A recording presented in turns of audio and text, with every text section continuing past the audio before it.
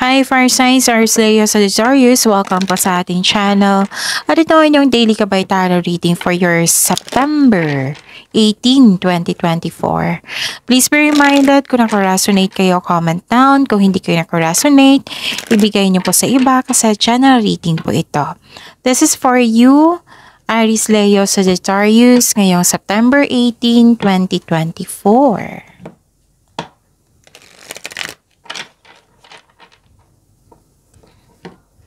Maraming salamat po sa inyong patuloy na suporta at maraming salamat din po sa mga hindi nag-skip ng ads. Gamitin ang reading na ito bilang gabay lamang sa mga hindi pa nag-subscribe, subscribe na po kayo at click bell notification para malaman nyo na may bago tayong video. Para sa mga gustong magpa-reading po, may lumabas dyan sa screen nyo ngayon, panoorin nyo po at sundin ang instruction.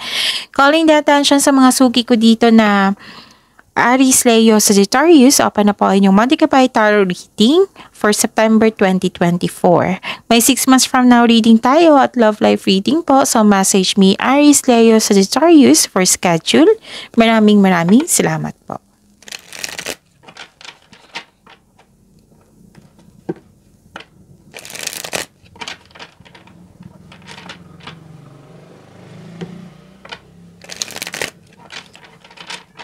Para po ito sa inyo, Aries Leo Sagittarius, ngayong September 18, 2024.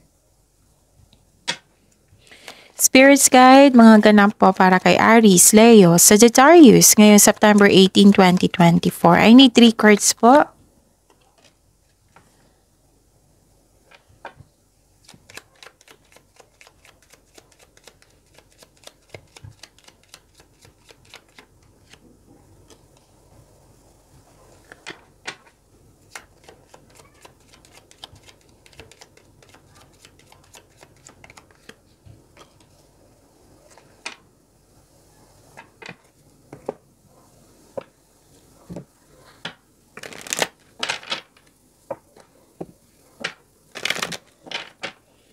Spirits Guide, message po para kay Aries Leo Sagittarius ngayong September 18, 2024. I need 2 cards po.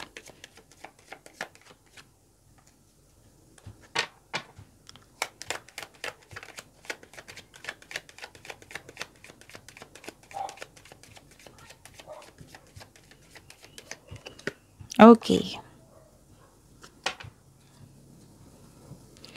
Aries, Leo, and Sagittarius. Some of you nag-aaral ngayon, nagbabasa ng libro, nagbabasa ng document, module, kung ano pa yan. Kasi nakita ko dito, gusto nyo may malaman. Nagkaroon na kayo ng self-study para may malaman kayo, may ma-learn kayo, may makuha kayong knowledge. Okay? Tapos nakita ko rin dito, may nalaman kayong sekreto po. Tapos nakita ko rin dito na masaya ka kasi kausap mo yung favorite person mo na nagbigay ng loyalty and support sa iyo. Pwede din na may bago kayong kaibigan, may bago kayong gamit, may bago kayong pet, gano'n, na happy kayo ngayon. And nakita ko dito na may, anong tawag dito? Some of you na hired as katiwala. Nakita ko rin dito yung harvesting. Oh, nag-harvest kayo ngayon. Ang ganda. Nag-harvest kayo ngayon, Aries, Leo, and Sagittarius. May concern lang po sa cut-off of connection sa isang tao. Hindi kayo nakibuan or nagkaroon kayo ng space. Ganun. Pwede din na-miss mo siya. Oo, kasi yun, may nangyari na hindi kayo nakibuan. Okay? Wow, a new start is coming. A new start is coming po. Claim nyo itong new beginning na ito. Okay? The cycle starts. Yun. Aries, Leo, Sagittarius. And you're very close to achieve your goal. You're very close to achieving your goal. Ang ganda. So, claim nyo yan. Aries, Leo, and Sagittarius. Spirits Guide, ano po yung energy ni Aries, Leo, Sagittarius ngayong September 18, 2024?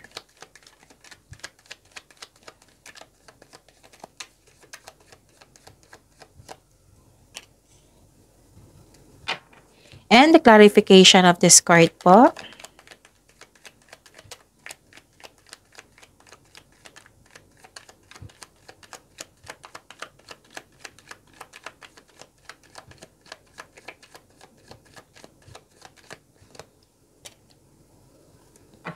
Okay. Panoorin nyo po yung last 2 days kabay tarot reading nyo po. At ngayon, okay, kung may nakita kayo o narinig kayong repeating message, kailangan nyo po iyan bigyan ng atensyon. Kung maaari po, bigyan nyo po ng solusyon at aksyon. Panoorin nyo po yung last 2 days para hindi kayo malito or maguluhan. Para may ma-found out nyo na may repeating message, tapos bigyan nyo ng atensyon. Kung pwede, solusyon at aksyon. Okay, let's go back to your energy. Okay. Alagaan nyo po daw yung sarili nyo. Sabi ng card nyo po dito, Aries, Leo, Sagittarius. Pwede din na may disconnection talaga. The clarification of your card here na may disconnection sa isang tao. Or nagkaroon kayo ng lack of concentration, lack of inspiration. Pero sabi po ng card dito na alagaan nyo po daw yung sarili nyo. Kung may nakita kayo or kung may kamag-anak kayo dyan or connection sa isang buntis na tao, sabihan mo siya na alagaan ng sarili. Kung hindi maganda ang kanyang pakiramdam, then magpa-check up sa doktor kung kinakailangan. Okay? Kung may problema po, huwag kayong mag-give up. Kailangan yung harapin nyo ito. Face your fears and take action anyway. Okay? Love yourself more. Alagaan nyo po yung sarili nyo. So, kung ma-overcome nyo na ito, don't worry, kasi nakikita ko dito yung happiness. Yes, claim nyo tong happiness na to, ha? Kailangan nyo ma-overcome yan. You're happy and you're happy here. So, dalawang card na nagsabi dito. Para mabigyan, like for example, itong mood mo dito na parang nawalan ka ng gana, ganon. So, kausapin mo yung favorite person mo. Oo. Kasi nakikita ko dito, happy ka eh. Nagkaroon ng clarity, nagkaroon ng optimism, glory, gain, satisfaction, positivity, strength. Oo.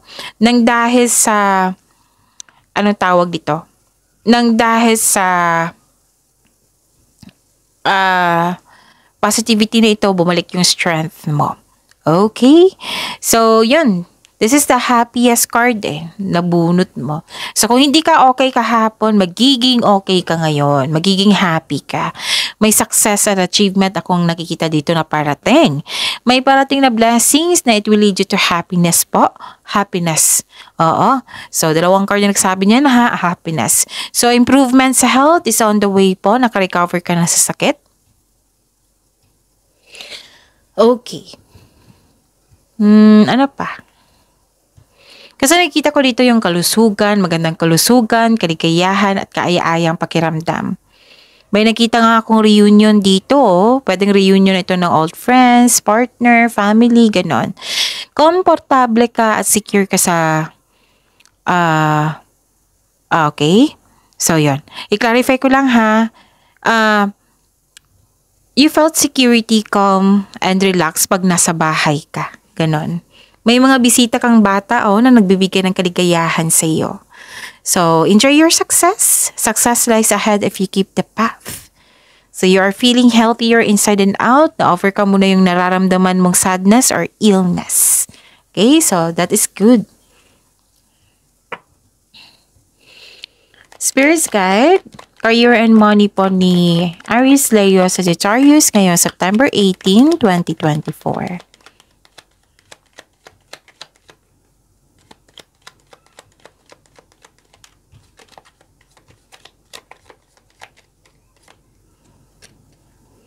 And the clarification of this card po.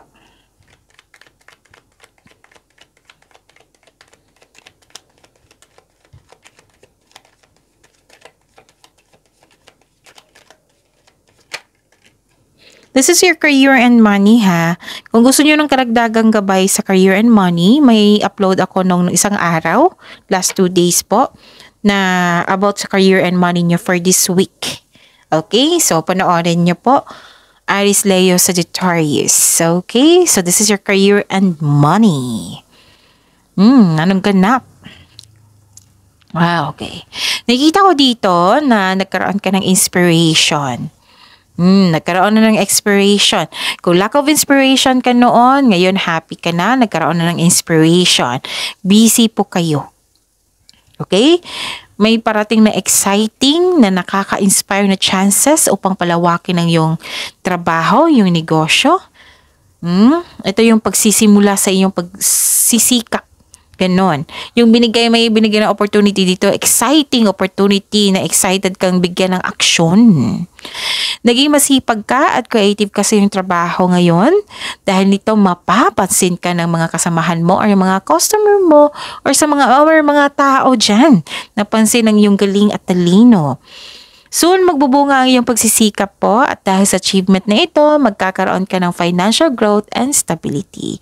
So anong hinihintay nyo? Ano pang hinihintay nyo? Aries, Leo, Sagittarius, i-claim nyo na yan. May chance kayong maglakbay sa malayong lugar or mag-abroad. Ang ilan nga sa inyo dito, napapasok sa gym para magkaroon ng fitness routine. So, ito na ang oras na kumilos ka na at isagawa ang matagal mo ng plano o proyekto. Okay? You are very inspired ngayon. So, may paglalakbay, pagsisimula, bagong trabaho, bagong connection. Kaya pala may a new start is coming. Yan yung sabi. Pwede din na kakasimula mo sa trabaho kasi may na-hire dito. So, this card asks you to stay open sa mga signs na bigay ni universe sa'yo and take action when they appear. Okay? Ano pa?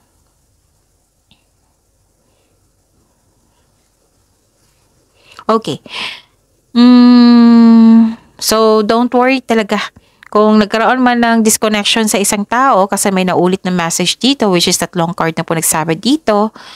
Kung may disconnection sa isang tao, don't worry. You are guided to find peace. Okay? So, try to look at what you need now. Yung kailangan mo ngayon. Focus kayo ngayon sa present para sa future nyo. Okay? Habaan nyo po rin yung pasensya nyo po. Okay. Pwedeng na-miss mo itong taong itong nagkaroon kayo ng disconnection. Tapos, don't push para magkaroon ng results agad. One at a time lang po. Don't rush things. Okay? If you want to have an early results, siguraduhin konkretong plano yan. Okay? Okay.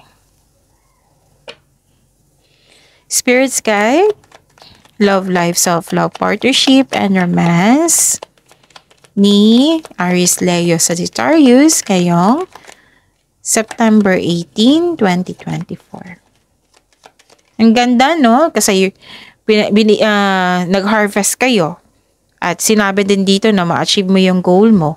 May pagbabago pa. A new start is coming. The clarification of this card po. Busy talaga kayo, kahit sa pag-shuffle. Okay.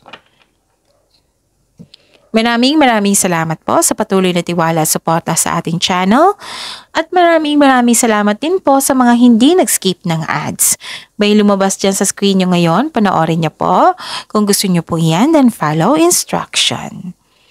Okay, may biyahe. Oo, di ba sabi ko kanina na may biyahe talaga. Pwedeng pauwi, pwedeng palabas. Okay. You are very inspired na dito. Nagkaroon ng momentum, nagkaroon ng direction, nagkaroon ng focus, determination, concentration, perseverance. Sa mga single dito, this card tells you na huwag madaliin upang magkaroon ng relasyon. Kailangan magkaroon kayo ng same vision for the future upang sa gayoy magkaroon kayo ng healthy relationship soon. Okay, wag niyo po daw madaliin para magkaroon ng relasyon. Take your time. Andyan yung kalig sa anong tawag ito? Sa getting to know each other stage. Andyan po yung kilig. So, wag madaliin. Sabi po ng card nyo. Sa mga marelasyon sa buhay mag-asawa, you are moving fast in relationship. Make it sure na ang couple ay nagkaroon ng vision for the future or create a solid foundation and establish any plans before taking this relationship to the next level. So, kailangan po dito ng konkretong plano. Para sa para sa pag-level up sa inyong relasyon. Oo. Kailangan nyo magkaroon ng vision para sa future nyo. Magkaroon ng solid foundation. Mag-establish kayo ng any plans para sa pag-level up nyo. Huwag nyong madiliin na kailangan may ganap talaga everyday sa inyong relasyon. Just enjoy the process. Kasi andyan yung excitement. Okay? And so yun. Gagawa kayo ng desisyon dito, plano. So listen to your intuition also to guide you towards the next action. Some of you may umuwi talaga. May umuwi, pwedeng kayo or pwedeng yung isang tao. Umuwi na travel, ganon. You are moving forward to the next level.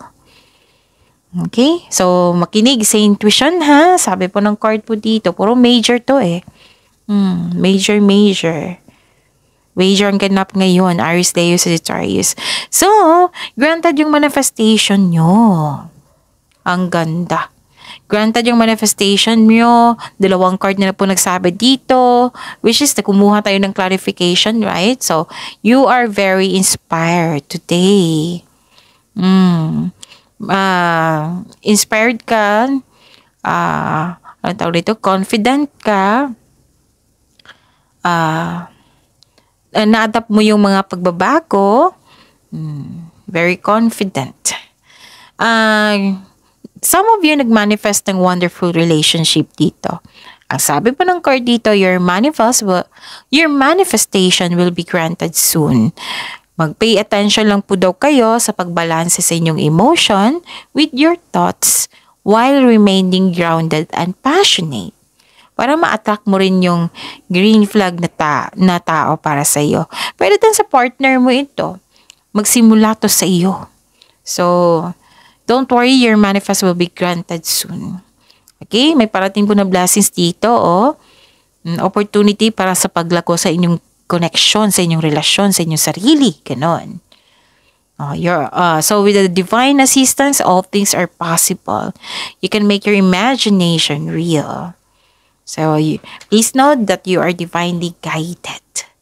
Okay? Sobrang busy niyo sa pagpaplano dito, oh. Nakikita ko. So, claim positivity.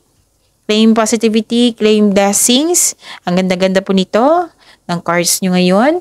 Yung mga reminder, bigyan po ng solusyon at aksyon. And positive affirmation, yan yung pinaka-importante. I am loved, I am blessed, I am healthy, and so on. Okay? So, see you tomorrow. Aries, Leo, Sagittarius. Please like, subscribe, and click the button for notification para updated po kayo sa daily tarot reading natin. Maraming salamat po.